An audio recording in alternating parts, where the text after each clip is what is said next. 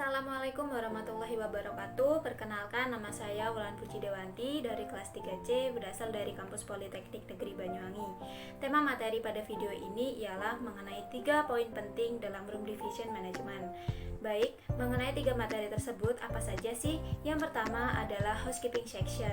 Section yang wajib dan harus ada dalam akomodasi perhotelan, resort, villa, atau yang lainnya. Yang kedua ialah berbagai macam istilah sistem pada hotel yang harus diketahui.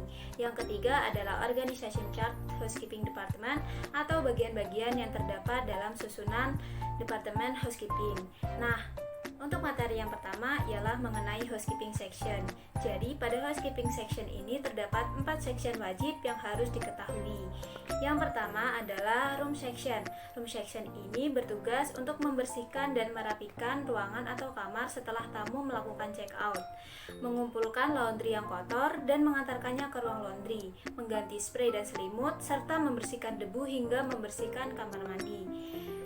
Yang kedua ialah public area section. Section ini bertanggung jawab atas pemeliharaan dan pelayanan di area-area publik seperti lobi, kolam renang, gym, dan fasilitas umum lainnya.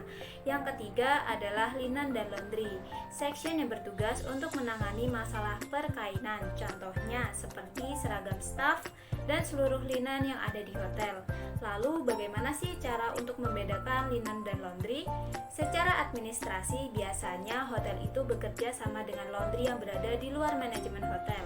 Sedangkan untuk linennya sendiri, mereka lebih memilih untuk menghandlenya sendiri, mulai dari pengelompokan kain dengan berbagai jenis dan yang pastinya sudah diketahui oleh staf hotel yang berada di bagian section linen. Nah, section inti yang terakhir ialah order taker. Section yang bertugas untuk menginput data pada sistem hotel. Contohnya seperti check-in dan check-out tamu yang menginap. Selain itu juga memberikan pelayanan melalui telepon kepada tamu, sehingga seorang order taker harus standby. Selain itu, pada housekeeping section juga terdapat section tambahan. Yang pertama ialah florist yang bertanggung jawab atas kesegaran dan keindahan buket dan rangkaian bunga yang diletakkan di ruangan-ruangan hotel seperti kamar, lobi, restoran, hingga lorong-lorong penginapan. Yang kedua adalah gardener. Gardener bertugas untuk memelihara tumbuhan dan tanaman di luar dan di dalam hotel, baik di taman depan, gazebo, atau area taman yang lainnya, termasuk melakukan pemangkasan secara teratur, pembersihan, dan pengiayaan tanaman.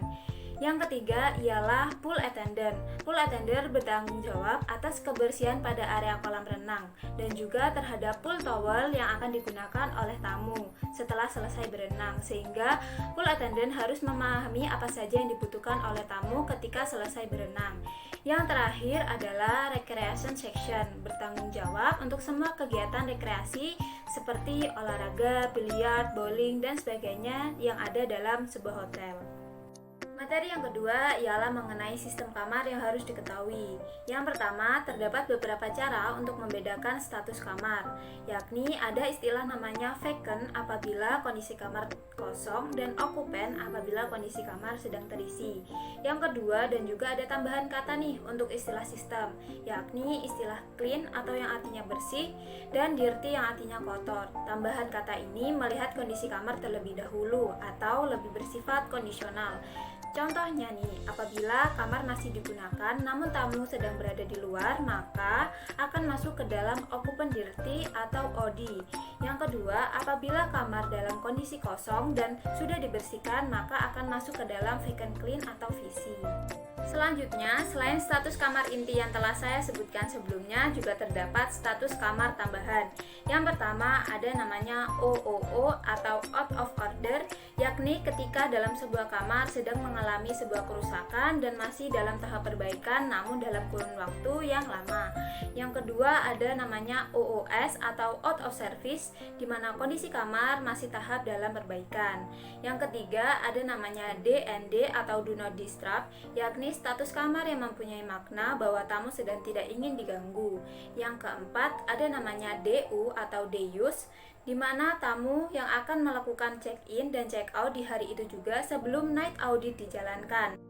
Yang kelima ada namanya HU atau host use, yakni kamar yang ditempati oleh staf hotel. Yang keenam ada namanya WIG atau walk in guest, kamar yang dipesan di hari itu juga tanpa melakukan proses reservasi. Materi yang ketiga dan yang terakhir ialah mengenai Organization Chart Housekeeping Department. Organization Chart Housekeeping Department merupakan susunan atau struktur organisasi yang ada di sebuah hotel dan pada setiap posisinya mempunyai job desk yang berbeda-beda. Dalam Organization Chart Housekeeping Department terdapat beberapa struktur. Yang pertama adalah Executive Housekeeper, yakni penanggung jawab semua operasional dan bagian Departemen Housekeeping. Yang kedua ada namanya Asisten Eksekutif Housekeeper yang membantu dan menjalankan tugas dan tanggung jawab Eksekutif Housekeeper jika sedang berhalangan. Yang ketiga adalah Housekeeping Supervisor, yakni mengkoordinasikan seluruh departemen yang ada di housekeeping. Yang keempat ada juga namanya Public Area Supervisor, yakni menghandle kebersihan area publik dan juga berkoordinasi dengan florist dan pool attendant. Yang kelima ada namanya Room Attendant, yakni menghandle hal-hal yang berkaitan dengan kebersihan kamar.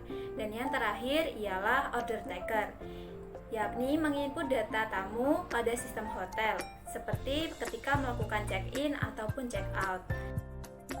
Nah, semua penyampaian 3 materi yang telah saya sampaikan sudah usai. Terima kasih sudah menyempatkan untuk menonton dan menyimak penyampaian materi yang telah saya sampaikan. Wassalamualaikum warahmatullahi wabarakatuh.